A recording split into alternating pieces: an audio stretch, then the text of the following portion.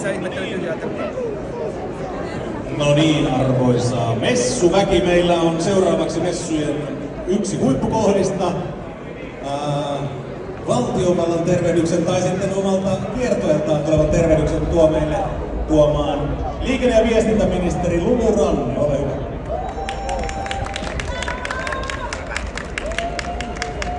No tervehdys, ja voi sanoa, että kylläpä aurinko tuli tännekin. Meidän täytyy ihan alkuun tässä todeta se, että meillä liikenne- ja viestintäministeriön alaisuudessa toimii siis myös Ilmatieteen laitos, ja aika hyvältä näyttää, kesäkelit lähestyy.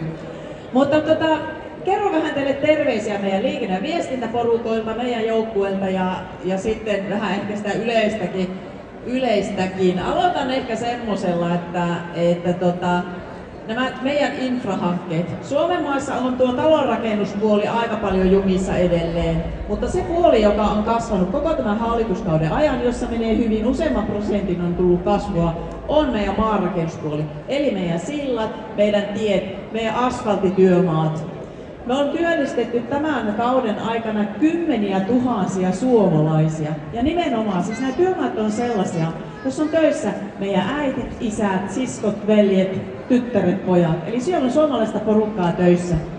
Ja jos katsotaan sitä isoa kuvaa ja verrataan aikaisempiin kausiin, niin meillähän on nimenomaan painotettu nyt teitä. Jokainen meistä tietää, että tiet on rapistunut parisenkymmentä vuotta ja se ei niinku riitä sillä, että yksi hallitus sanoo, että nyt on tiet se ykkösjuttu, nyt kumipyörät on ykkösjuttu, vaan se pitäisi jatkua. Me on käännetty tää suunta nyt. Jos vertaa esimerkiksi sillä, että mitä viime kaudella tehtiin, kun oli keskusta SDP-vetoinen hallitus, niin ne pisti määräaikaisesti ylimääräistä rahaa teihin 700 miljoonaa. No meillä on tulkaa nyt jo plakkarissa 2 miljardia teihin. Siis painotus on ihan selkeä. Ja tässä on myöskin sellainen, että tämän vuoden aikana meillä käynnistyy 750 miljoonaa edestä uusia tiehankkeita.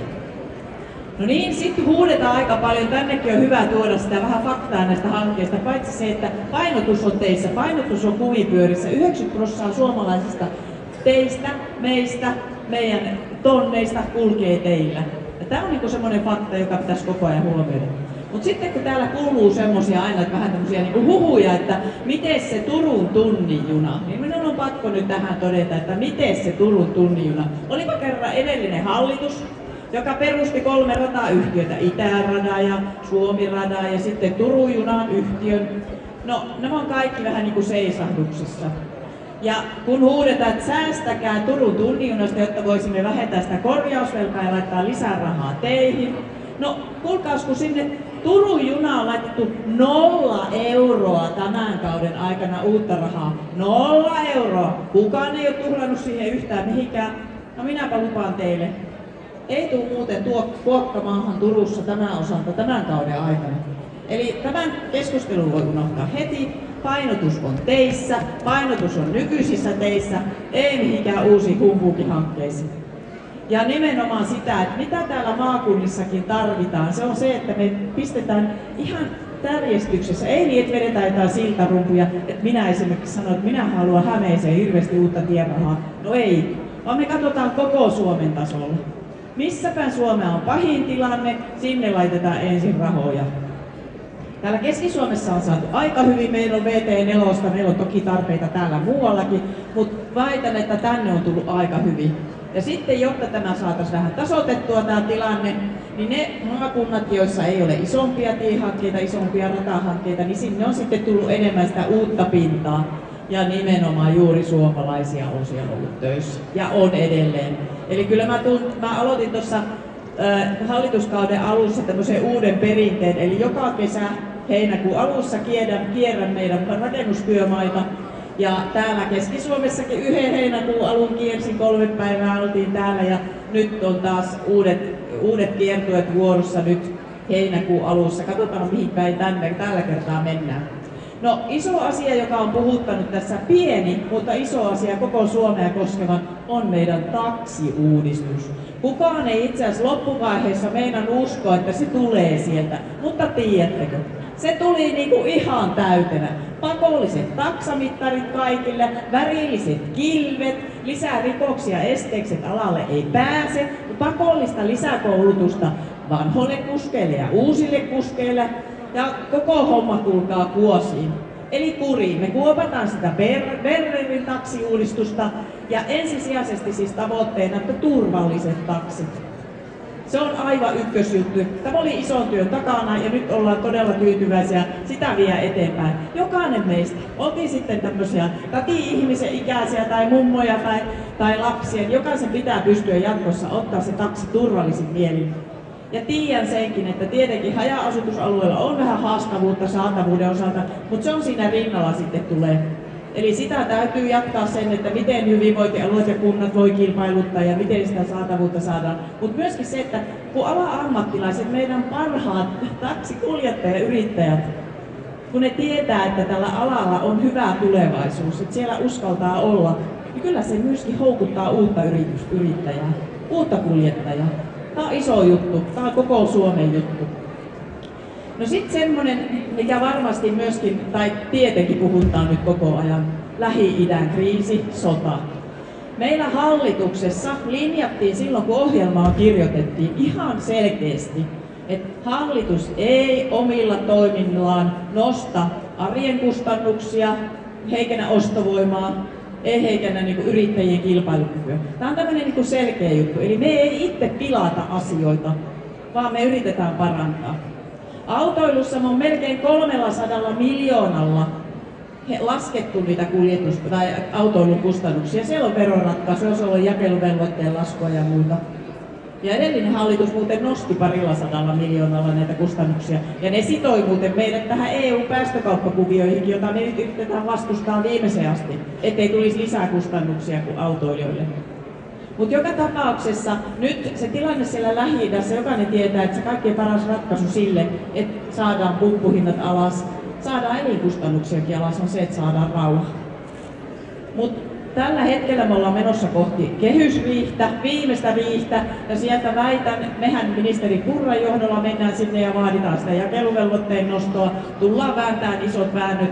Aika monta kertaa on tultu voittajina niin sanotusti sieltä riihipöydistä ulos ja saatu aika paljon muun muassa niitä isoja tiehankkeita ja rahoja eteenpäin. Eli tiukka tilanne ja teemme kyllä parhaamme tämän hallituksen aikana ja sitten myöskin seuraavan hallituksen aikana, koska eihän se voi olla niin, että yhtäkkiä meillä muuttuu hallitus ja sitten siellä ollaan taas ilmastohumpan armoilla. Eli me halutaan satsata autoiluun, me halutaan satsata teihin, ihan siihen tavalliseen arkeen. Emme tarvita niitä sähköpyöriä, ei meillä riitä rahat sellaisen, vaan pitää katsoa, että mitä suomalaiset oikeasti nyt tarvitsee. Ilmasto- ja energia-asiassa politiikkakin on muutoksessa tuolla EU:ssa. Ei siellä olla enää Saksassa niin paljon tuulimyllyjen puolesta, mutta täällä ollaan vielä aika monissa puolueissa vielä sitä mieltä, että lisää vaan vihertä ja lisää tämmöistä kaikenlaista, joka ei ole ehkä meille taloudellisesti niin kannattavaa, eikä muuten luonnollekaan kauhean kivaa. Tähän olisikin ehkä tällä seudullakin aika hyvä sanoa muutama sana. Eli perussuomalaiset on edelleen se ainoa puolue, joka on ajanut tuulivoimasääntelyyn kiristyksiä. Yksikään muu puolue ei ole halunnut, vihreistä alkaen Kepuun, SDP:hen, myöskin kokoomus. Kaikki muut on halunnut, että annetaan rakentaa ihan mitä vaan ja kuinka lähelle vaan.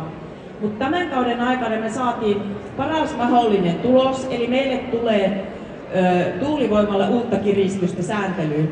Siellä on maisema-arvioinnin osalta, ympäristövaikutusten arvioinnin osalta, jätteiden purun ja niiden vastuun osalta, myöskin etäisyyksiin. Jos toki me oltaisiin yksi hallituksessa, niin me olisi viety 2 kilometrin etäisyydet ja muut. Mutta nyt me kuitenkin nostetaan 50% sitä etäisyysvaatimusta. Ilman meitä ei tullut yhtään mitään. Tätä väännettiin ja käännettiin ministeri Mykkäsen kanssa hallitusneuvotteluissa ja edelleen ollaan väännetty nyt, että ollaan saatu loppuun asti nämä hommat. Mutta järkipäähän kaikissa hankkeissa, niiden pitää olla suomalaisille hyväksi. Taloudelle, turvallisuudelle. Yksi semmoinen hanke, tuosta just puhuin niistäkin tuolla äskeisessä paikassa, voi sanoa, että nämä datakeskuskeskustelut, en tiedä kuinka lähelle tänne on tullut, mutta ainakin tuolta Yleltä ja muualta voi lukea, niin ei me haluta mitään kiinalaisia datakeskuksia tänne. Ei meillä riitä sähkö, eikä se ole kansallisen turvallisuuden kannalta hyvää.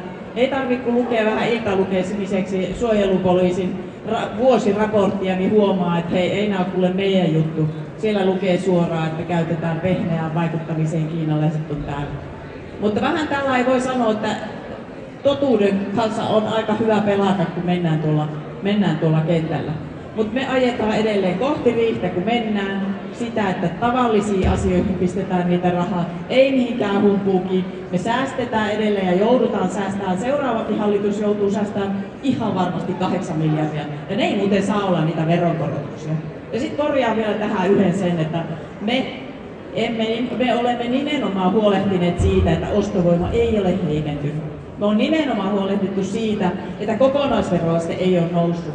Mutta ei ole helppo tilanne. Meillä on aivan liian paljon työttömiä. Meillä on aivan katastrofaalinen sote-uudistus tehty Kepun ja SDP:n johdossa, jota yritetään nyt korjata.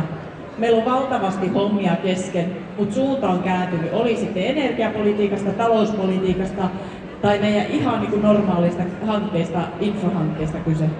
Mutta minä tulen tähän alas vielä ja varmaan pystyy tulemaan juttelemaan ja kyselemään kaikkia vääriä kysymyksiä. Ja haluatko sä jotakin jo kysyä?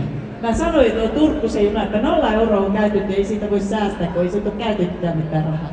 No, kysytään semmoinen, että pääseekö arvoisa ministeri meidän katukuntauksen MM-kisoihin osallistumaan 13. päivä kesäkuuta?